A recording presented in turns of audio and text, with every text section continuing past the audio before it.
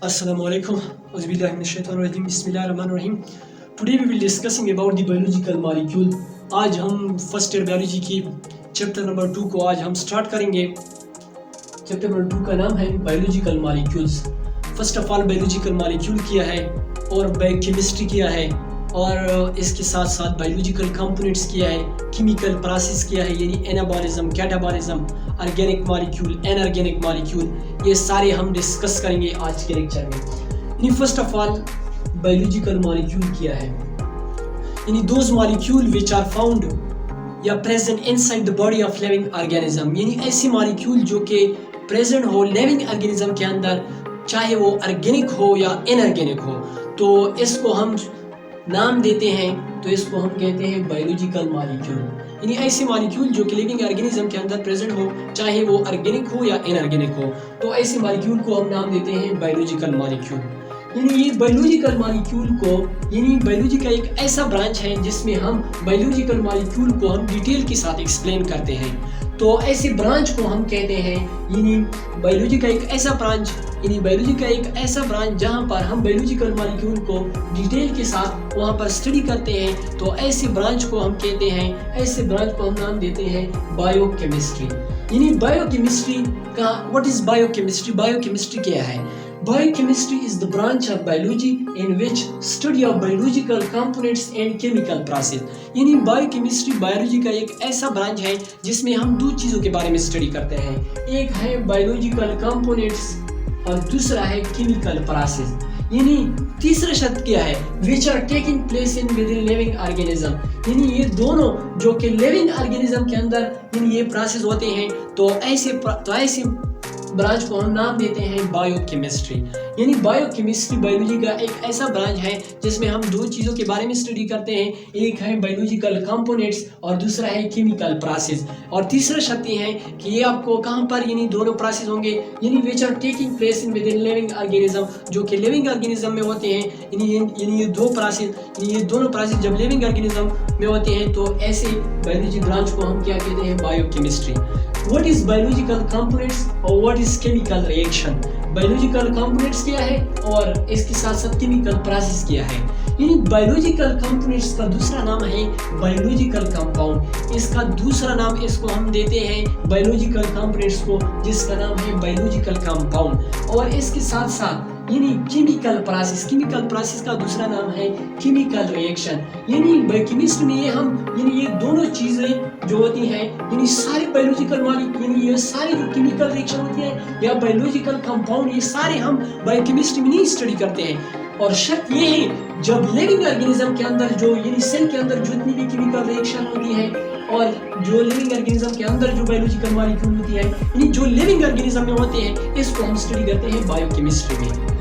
और इसके बाद बायोलॉजिकल कंपाउंड या बायोलॉजिकल कंपाउंड्स क्या है? व्हाट इज बायोलॉजिकल कंपाउंड्स या बायोलॉजिकल कंपाउंड्स? यानी biological compound those compound which are present within living organism, यानी ऐसे कंपाउंड जो कि प्रेजेंट हो लिविंग ऑर्गेनिज्म के अंदर, यानी ऐसे कंपाउंड जो लिविंग ऑर्गेनिज्म के अंदर प्रेजेंट हो, तो उसको हम नाम देते हैं बायोलॉजिकल कंपोनेंट्स या बायोलॉजिकल कंपाउंड। और इसका तीसरा नाम है they are also called biological molecule. इसका तीसरा नाम है बायोलॉजिकल मॉलिक्यूल। और इसके साथ साथ दूसरा पॉइंट ये है कि केमिकल रिएक्शन क्या है। यानी ये तो हमने डिस्कस किया कि बायोलॉजिकल कंपोनेंट से मुराद क्या है, यानी इसको हम बायोलॉजिकल कंपाउंड भी कहते हैं। ऐसे कंपाउंड या ऐसे मॉलिक्यूल जो लिविंग ऑर्गेनिज्म के अंदर प्रेजेंट हो, तो इसको हम कहते हैं बायोलॉजिकल कंपोनेंट यानी बायोलॉजिकल मॉलिक्यूल। और इसको तीसरा नाम हम देते हैं बायोलॉजिकल मॉलिक्यूल्स। और इसके साथ साथ दूसरा जो पॉइंट था यानी केमिकल प्रोसेस। केमिकल प्रोसेस क्या है? केमिकल प्रोसेस का दूसरा नाम है केमिकल रिएक्शन। यानी chemical reaction those chemical reaction which are taking place in within the cell, यानी सारे केमिकल रिएक्शन को नहीं, यानी ऐसी chemical reaction which are taking place within the cell, जो सेल के अंदर चल रहे हैं, ऐसी केमिकल रिएक्शन जो सेल के अंदर चल रहे हैं, तो ऐसी केमिकल रिएक्शन को हम यानी इसको सेल के अंदर जितनी भी केमिकल रिएक्शन चल रहे हैं, ये तो इसको हम कलेक्टिवली नाम देते हैं मेटाबॉलिज्म। यानी सेल के अंदर जितनी भी केमिकल रिएक्शन चल रहे हैं, इसको हम कलेक्टिवली नाम देते हैं मेटाबॉलिज्म। यानी बायोकेमिस्ट्री में हम ये दो चीजों के बारे में स्टडी करते हैं जो लिविंग ऑर्गेनिज्म के अंदर हो रहे हैं, यानी केमिकल रिएक्शन और बायोलॉजिकल कंपाउंड। और इसके बाद है कि व्हाट इज बायोलॉजिकल मॉलिक्यूल को हमने पहले भी डिस्कस किया कि ऐसे मॉलिक्यूल जो लिविंग ऑर्गेनिज्म के अंदर प्रेजेंट हो। तो ये बायोलॉजिकल मॉलिक्यूल्स के फिर मजीद दो टाइप्स हैं, एक है ऑर्गेनिक मॉलिक्यूल, दूसरा नाम है इनऑर्गेनिक मॉलिक्यूल। यानी organic molecule those molecule in which carbon and hydrogen both are coexisted, यानी ऐसे मॉलिक्यूल जिसमें कार्बन और हाइड्रोजन यानी दोनों इकट्ठा प्रेजेंट हो, तो ऐसे मॉलिक्यूल को हम कहते हैं ऑर्गेनिक मॉलिक्यूल।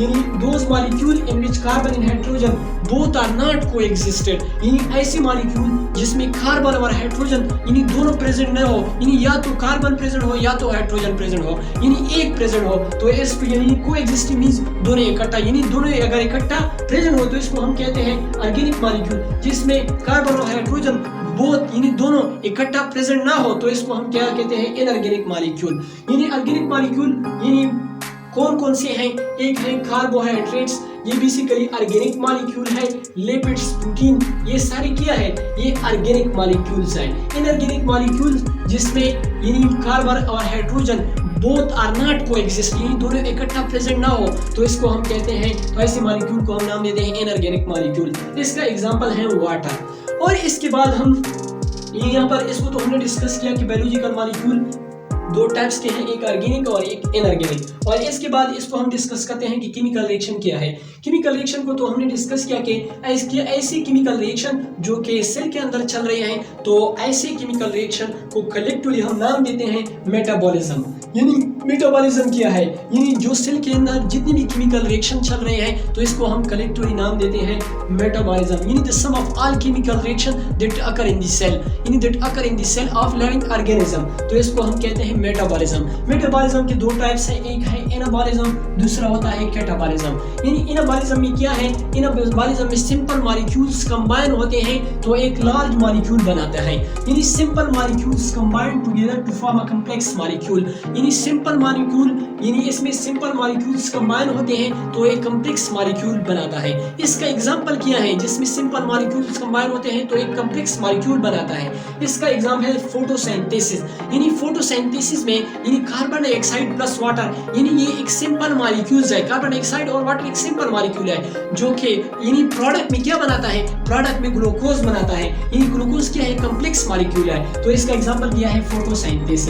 यानी सिंपल मॉलिक्यूल्स कंबाइन होते हैं तो एक कॉम्प्लेक्स मॉलिक्यूल बनाता है, तो इसको हम कहते हैं एनाबॉलिज्म। इसका एग्जांपल है फोटोसिंथेसिस। यानी फोटोसिंथेसिस में कार्बन डाइऑक्साइड प्लस वाटर यानी सिंपल मॉलिक्यूल है जो कि रिएक्टर में क्या बनाता है, यानी प्रोडक्ट में क्या बनाता है, ग्लूकोज बनाता है। तो इस प्रोसेस में एनर्जी यूज होगी, यूज ऑफ एनर्जी, इसमें क्या होंगी, एनर्जी इस्तेमाल होंगे इस प्रोसेस में। और इसका दूसरा जो टाइप्स है मेटाबॉलिज्म का वो है कैटाबॉलिज्म। कैटाबॉलिज्म क्या है, इसका बिल्कुल ऑपोजिट है, यानी complex molecule break down into simple molecule. यानी इसमें कॉम्प्लेक्स मॉलिक्यूल जो होती है ब्रेक होती है सिंपल मॉलिक्यूल में। यानी अगर हम रिस्पायरेशन की बात करें तो रिस्पायरेशन में जो कॉम्प्लेक्स मॉलिक्यूल है ग्लूकोज होती है, इसको ब्रेक करती है सिंपल मॉलिक्यूल में। यानी ये क्या है, कैटाबॉलिज्म का एग्जांपल है। यानी complex molecule break down into simple molecule, इसमें कॉम्प्लेक्स मॉलिक्यूल सिंपल मॉलिक्यूल में ब्रेक डाउन इसकी होती है। तो इसमें इसका एग्जांपल क्या है, रिस्पायरेशन। यानी रिस्पायरेशन कैटाबॉलिज्म का एग्जांपल है। और इसमें इस एनाबॉलिज्म और कैटाबॉलिज्म में फर्क क्या है, तो इसमें एनर्जी यूज होंगे तो इसमें एनर्जी रिलीज होंगी। तो इस कैटाबॉलिज्म में एनर्जी क्या होंगी, रिलीज ऑफ एनर्जी, इसमें क्या होंगी, एनर्जी रिलीज होंगी, और इस प्रोसेस में एनर्जी इस्तेमाल होंगे, यानी एनाबॉलिज्म में ये इसमें फर्क भी है। और इसके बाद जो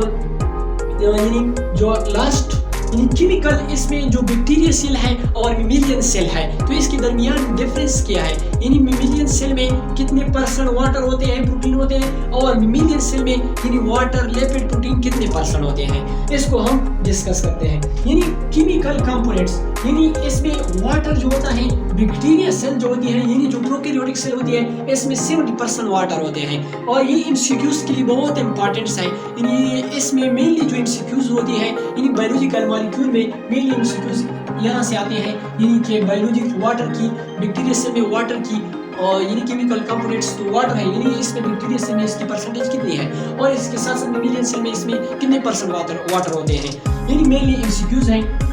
वाटर जो होते हैं ये बैक्टीरिया सेल में 70% वाटर होता है प्रोकैरियोटिक सेल में, और जो मेमेलियन सेल यानी यूकैरियोटिक सेल है तो इसमें भी 70% वाटर होते हैं। और इसके साथ साथ प्रोटीन जो होती है 15% जो होती है यानी बैक्टीरिया सेल में होती है, और 18% जो होती है यानी ये मेमेलियन सेल में प्रोटीन होती है। और कार्बोहाइड्रेट जो होती है ये 3% होते हैं यानी बैक्टीरिया सेल में, और जो मेमेलियन सेल है इसमें 4% है, और लिपिड भी 2% है और मेमेलियन सेल में 3% है, और डीएनए जो होती है बैक्टीरिया सेल में 1% है और 0.25 जो होती है मेमेलियन सेल में है, और इसके साथ आरएनए जो होती है ये बैक्टीरिया सेल में 6% है और 1.1% जो होते हैं ये मेमेलियन सेल में है, और इसके साथ साथ जो ऑर्गेनिक आयन है यानी एंजाइम प्लस हार्मोन यानी 2% है ऑर्गेनिक आयन जो होती है बैक्टीरिया सेल में, और मेमेलियन सेल में जो होती है ये 2% होते हैं। इनऑर्गेनिक जो होती है यानी कैल्शियम, मैग्नीशियम, सोडियम जो इनऑर्गेनिक आयन है ये 1% बैक्टीरिया सेल में है और 1% भी मेमेलियन सेल में है। Thanks for watching.